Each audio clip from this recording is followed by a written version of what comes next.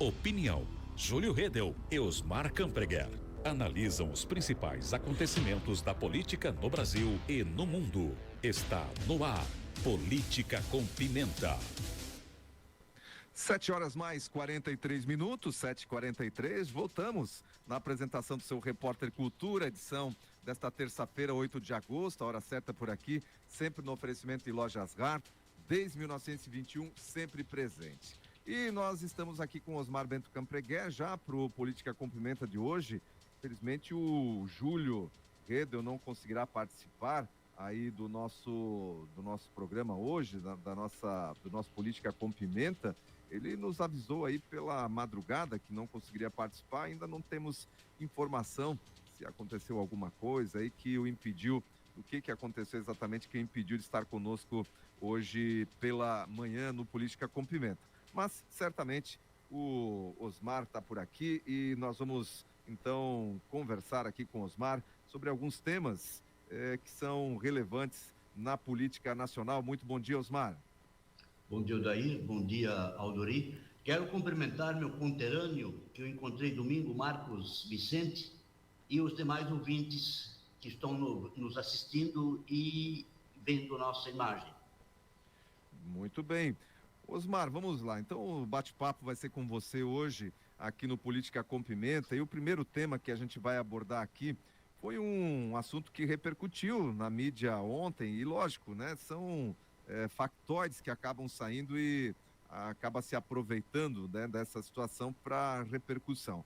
Mas, obviamente, que Romeu Zema, governador de Minas Gerais, é alguém que politicamente está em evidência, porque é um dos nomes cotados aí até para a presidência da República nas próximas eleições, e logicamente que quando ele fala alguma coisa, ele está no radar, né? Ele fica aí no radar. Então ele se manifestou a respeito de uma situação e o Estadão, né? O Estadão primeiro publicou lá fez uma publicação dizendo que o Zema estava anunciando uma frente sul-sudeste contra o Nordeste. Essa foi a manchete inicial do Estadão. Aí, baseado nessa manchete, aí a repercussão começou, principalmente vindo de alas da esquerda. O próprio Rodrigo Pacheco, que é lá de Minas Gerais e é o presidente do Senado, mas em tese é adversário do político, né, do Romeu Zema, ali em Minas Gerais, também se manifestou dizendo que o Zema não pode ter esse discurso de separação, enfim. E aí, se você for lá e avaliar o que o Zema falou de fato, abrir a matéria, você vê que não teve nenhum tipo de ataque específico ao Nordeste, e sim o objetivo de reunir o Sul e Sudeste ali num bloco também, para que politicamente tenha uma maior representatividade. Enfim, eu quero também o seu comentário a respeito, o seu ponto de vista a respeito de tudo isso que aconteceu e ainda está repercutindo na mídia, Osmar. Bom, na verdade, eu vejo essa fala do Zema muito mais uma estratégia política do que propriamente algo inocente que ele queira falar. Ele, de fato, falou em separação, porque ele usou a seguinte expressão: para que nós vamos investir em vacas que produzem pouco leite, se nós temos vacas que produzem mais leite? Para que nós vamos gastar, em termos, a ração com vacas que produzem pouco leite e deixando as vacas que produzem mais leite prejudicadas? Então, essa foi a fala uma das falas do Zema, que significou exatamente isso. Por que nós vamos investir no Nordeste se o Sudeste Sul é que dá retorno? Eu acho essa fala, ela não tem nada de inocente. O Zema, ele direcionou essa fala justamente que ele quer se posicionar para a política, porque hoje, se a eleição fosse hoje, ele estaria completamente fora, porque ele não tem projeção nacional, ele tem uma projeção estadual. Lá ele é um governador forte, se elegeu com tranquilidade, mas ele não tem projeção nacional. Para ele atrair a projeção nacional, ele tem que fazer alguma coisa. E é justamente ele está querendo atrair aquele eleitorado mais extremista. E essa, na minha opinião, foi a fala dele, que ele quer criar um clima para atrair esse eleitor mais radical de direita, que seria o foco dele. Essa fala dele é direcionada justamente nesse sentido. E eu não vejo o Zema, não me parece, as formas que ele se expressa é muito agressiva, muito separatista, vamos dizer. Ele é muito, usando a expressão ou nós ou eles, ele é muito desse... E a política não é isso, é uma mistura de esquerda, direita, e ao mesmo tempo que ele se alavancou e colocou seu nome em evidência, ele se prejudicou, porque ninguém vai ganhar a eleição separando os estados, dividindo o país ao meio. Precisamos do Nordeste, e eu defendo a seguinte tese: nós não podemos imaginar que nós teremos um Sul próspero com um Nordeste miserável. Então, eu não vou dizer se o que está se fazendo hoje é certo ou errado, mas o Nordeste precisa andar com as próprias pernas. E, para isso, ele está sendo ajudado, deveria ser ajudado, e nós temos que construir essa política para que ela seja eficaz e ajude, de fato, aquela população a progredir, a avançar. E não simplesmente dar dinheiro para que ele não avança, porque o Nordeste, historicamente, é mais atrasado. E o que acontece? O povo não tem situação boa lá, vem para o Sul. Então, não adianta nós fazermos um Sul próspero e um Nordeste miserável, porque aí nós continuamos trazendo os problemas de deslocamento de população para o Sul. Então, nós precisamos desenvolver o Brasil no todo. E é isso que acho que a fala dele peca nesse sentido. Pois é, Dom Osmar, mas tem uma situação também que, se a gente avaliar historicamente o Nordeste, ele, a partir ali da Constituição, onde foi determinado certos limites de representatividade aqui para o Sul e Sudeste, principalmente para o Sudeste, né, para São Paulo, que era a maior população, enfim... O que acontece lá com o Nordeste é que, apesar de ter sempre uma boa representatividade na política, isso não tem se revertido em desenvolvimento, né? Apesar de recursos eles terem a faca e o queijo na mão, vamos dizer assim, para desenvolver de fato o Nordeste, o que tem acontecido é a gente ter visto aí redutos eleitorais de caciques da política de lá, mas que parece que se mantém a população debaixo de um jugo aí da pobreza, para que eles se perpetuem no poder. Sim, porque muitas vezes acredito que se atua nos efeitos, não nas causas dos problemas.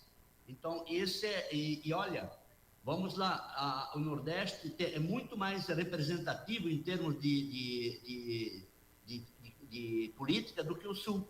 Mas eu acredito que, na realidade, eles têm carência que nós não temos, e os efeitos que, por exemplo, uma coisa boa que se criou lá, o canal ali da água, é uma solução que vai melhorar a vida do povo. Mas a maioria das soluções são para tratar os efeitos, outra coisa, para obter votos, e não para a solução dos problemas. Isso não é de hoje. Antigamente, os coronéis também faziam isso. De certa forma, o povo é curatelado por essas pessoas, elas acabam votando sempre nas mesmas pessoas, e as soluções para os problemas não são vistas. E também não são implementadas soluções a longo prazo, porque não se resolve o problema no ano, em 10 anos. Isso é um processo de desenvolvimento. Então, essas soluções não estão sendo implementadas. E isso é o grande problema. E outra questão que chamou a atenção, né, Osmar, foi a manifestação do Flávio Dino, uma manifestação contundente. Eu vou ler um pedaço aqui, um trecho da manifestação dele. É absurdo que a extrema-direita esteja fomentando divisões regionais. Precisamos do Brasil unido e forte. Está na Constituição, no artigo 19, que é proibido criar distinções entre brasileiros ou preferências entre si. Traidor da Constituição é traidor da pátria, disse Ulisses Guimarães. O Flávio Dino, num discurso assim forte, né, a respeito da situação. Só que, ao mesmo tempo, Flávio Dino, na criação do consórcio Nordeste, ele era um dos que encabeçou, né, a formação do consórcio do Nordeste, lá no Nordeste. Então, quer dizer, Agora, o Zema é um traidor e na época que se formou o consórcio do Nordeste, não tinha problema nenhum. Eu fui ver o objetivo do consórcio do Nordeste. Na realidade, eles tratam do assunto para buscar soluções comuns, o que, de certa forma, seria positivo nesse sentido. Porque, por exemplo, um problema que acontece no Maranhão, que acontece no Ceará, no Piauí. Então, o objetivo do consórcio é justamente buscar soluções regionais para os problemas deles. Então, eu penso o seguinte, o Zema, na realidade, hoje, o Zema é falado em todo o Brasil. E eu acredito que a fala dele foi justamente nesse sentido para sair do anonimato e começar a tentar ser protagonista, porque hoje o protagonista se chama Tarcísio de Freitas, no lado de cá.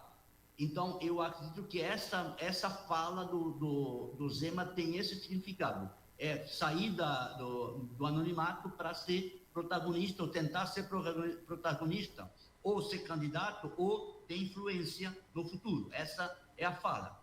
Então, acho que o Brasil, infelizmente, é uma pobreza de ideia e essa briga, por isso eu defendo o consenso, porque essas brigas de esquerda e direita está levando o país só a criar mais antagonismos. Muito bem, Osmar, vamos comentar o segundo tema de hoje, porque eu achei assim o máximo essa manchete aqui, que o Ricardo Lewandowski criticando insegurança jurídica no país. Vejam só, na minha visão, ele ajudou a criar uma certa insegurança jurídica no país enquanto esteve lá no Supremo Tribunal Federal, ou ao menos não fez muita coisa para melhorar essa questão da segurança jurídica no país. Eu quero saber como é que você vê esse comentário que ele fez. Olha, de fato, a insegurança no Brasil, ela existe porque a mesma tese, ela tem jurisprudências. O que são jurisprudências? São julgados diferentes. Então, o mesmo assunto, ele tem 3, 4 julgados diferentes. Então, na hora que você vai pedir ao juiz, você vai demonstrar a jurisprudência, os julgados, eles são contraditórios, porque 10 vão para um lado, 5 vão para o outro, 3 vão para o meio. Então, é uma dificuldade. Por quê? Porque existe a lei, em geral, os tribunais regionais e até juízes, eles votam contra a lei.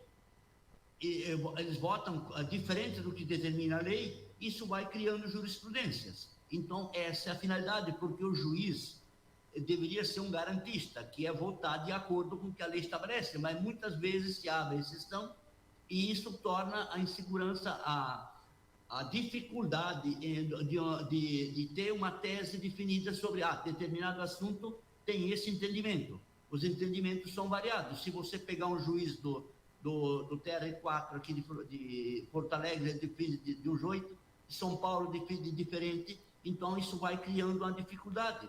Existem aquelas teses do STF que são de repercussão geral, que significa que não pode contrariar aquela tese, mas mesmo assim existem decisões contraditórias. Então, os nossos tribunais, em geral, eles decidem diferente da lei, porque muitas vezes a própria lei é mal feita. Então, abre essas brechas, abre esses entendimentos dúbios. Então, e aí começa a diferença. Você tem 10 julgados que vão para uma tese e 10 que vão para outra. Então, essa dificuldade dos juízes seguirem o que demanda a lei que é uma dificuldade para eles. E, de fato, essa insegurança, ela existe. Inclusive, o Lewandowski, ele se refere especificamente à lei tributária, que é a área de atuação dele. Mas, de fato, o tribunal, ele dá um entendimento. É o caso da tese da prisão em segunda instância. Ficou valendo por uns anos, depois mudou a tese. Então, primeiro era um rumo, depois é outro. Então, são de fato contradições que dificilmente vão ser dirimidas a curto prazo. Exatamente. E até só que eu acho que o Lewandowski devia ficar quieto, porque se ele sabe que é assim, ele devia pelo menos ter a humildade de não citar isso para não depor contra ele mesmo. Não, exatamente, né? Porque ele teve durante tanto tempo, né, Sim, participando ativamente e podendo de alguma maneira contribuir então para a redução dessa sim. insegurança jurídica, mas pelo visto não o fez. E para a gente fechar o Política com Pimenta de hoje, Osmar, não tem como a gente não comentar também uma situação internacional agora envolvendo o Lula. Por quê? Por que que eu fiz questão de colocar isso na pauta? Porque o Lula, há quem comente que o Lula vinha buscando aí desde o início do seu mandato, pelo fato de ter voltado a ser presidente da República, de ter buscado um discurso de vitimismo, de que ele foi vítima de golpe, etc, etc, de juízes que agiram de forma inadequada nos processos e que foi condenado injustamente, e internacionalmente com esse discurso também, estava buscando até um prêmio Nobel, né? Só que na prática, o discurso que o Lula vem adotando não vem agradando a comunidade internacional no que tange ao confronto lá entre a Rússia e a Ucrânia. E o presidente Zelensky, da Ucrânia, numa entrevista que ele deu recentemente, ele falou o seguinte aqui, abrindo aspas para o Zelensky. Para ser honesto, se o presidente Lula quiser me dizer algo, que se sente comigo e me diga. E acredito que vamos acabar com isso. Para ser honesto, pensei que ele tinha uma compreensão maior do mundo. Acredito que é muito importante ver o mundo como um todo, porque o que você me diz, ou seja, a frase que o Lula teria dito, é triste, muito triste, disse o Zelensky nessa entrevista, e o Zelensky comparou o discurso do Lula ao discurso do Putin, Osmar. Acho uma decisão também difícil, mesmo para o governo brasileiro, que não é protagonista. Eu, pessoalmente, acho que, em linhas gerais, o Brasil não está errado em não querer participar da guerra, não querer tomar partido, porque é uma situação difícil. Se apoiar a Ucrânia, que é a comunidade internacional, ele vai contra a Rússia, que faz parte dos BRICS. Então, é uma situação, eu acho que o presidente Lula deveria mesmo ter saído dessa discussão, não ter participado dessa discussão. Se a ideia dele era ser protagonista, ele sabe que o Brasil não tem importância internacional que muitos acham. O Brasil não tem essa força. E resolver o problema da guerra é muito difícil, porque dando razão à Ucrânia, a Rússia, o presidente Putin tem que ser deposto. Dando razão à Rússia, a Ucrânia tem que ser eliminada praticamente como nação. Então não tem muito o que fazer, porque é uma situação que, para dar razão para a Ucrânia, o presidente Putin tem que sair do comando da Rússia, ele tem que ser retirado do poder, porque só assim teremos um acordo. Da mesma forma, para dar razão à Rússia, tem que tirar o presidente da Ucrânia e a Rússia tomar o território ucraniano. Então, não tem solução fácil. Por isso, eles ficam rodando e não conseguem uma solução, porque agora as coisas já tomaram um rumo difícil, que não tem uma solução negociada, e negociar significa sucumbir. Muito bem. E o nosso presidente talvez devesse ficar quieto nessa situação que Muito ele quieto. faria, né? Muito quieto. Inclusive, o governo deixou de vender não sei quantos canhões não, tanques, para a Ucrânia, justamente para não participar da guerra. Então, é uma dificuldade de ficar em silêncio, seria a melhor forma de participar da guerra. Não apoiar ninguém e ficar quieto, e não querer resolver o problema que você não tem a solução. Muito bem, Osmar. Vamos ficando por aqui com o nosso Política com Pimenta de hoje, torcendo aí para que esteja tudo certo aí com o nosso querido Júlio, que deve voltar aí na quinta-feira para estar conosco nesse debate semanal, bissemanal, que é o Política com Pimenta. Um abraço para você, Osmar. Até na quinta-feira. Abraço, Daíra, abraço ao Dori e à equipe, e aos nossos ouvintes até quinta, então. Olha, são 8 horas mais 2 minutos. Nós